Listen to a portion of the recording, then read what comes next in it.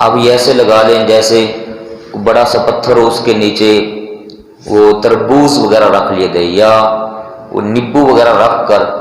بڑا تھوڑا یا بڑا پتھر اس کے اوپر مارا جائے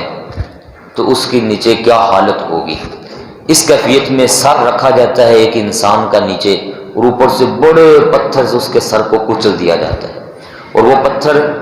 جب مارتا ہے تو پتھر لڑک کر ذرا فاصلے پر جا کے گرتا ہے، وہ شخص جا کے دوبارہ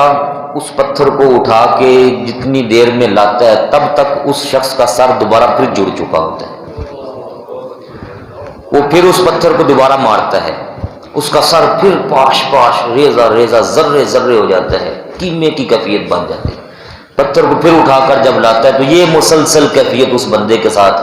جاری ہے۔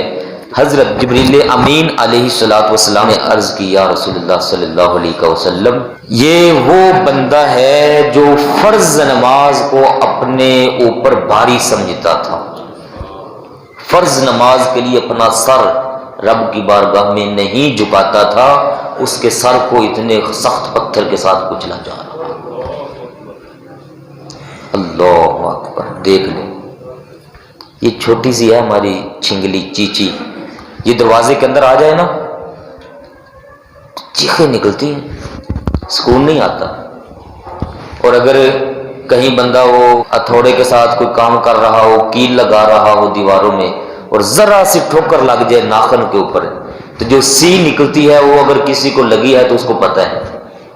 اتنی شدت کی درد۔ اور جس کے سر کو کچلا جا رہا ہو صرف اس وجہ سے